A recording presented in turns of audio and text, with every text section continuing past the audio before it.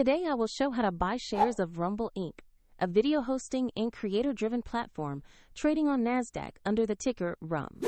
This is an educational guide, not financial advice. Investing carries risks and you should research before acting.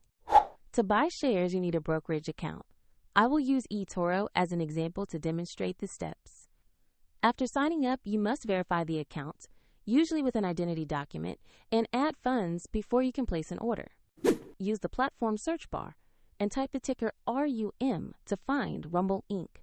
Select the listing that matches the NASDAQ ticker to ensure it is the correct company.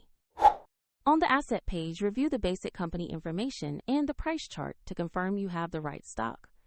Ensure the page shows NASDAQ and the ticker RUM before moving on.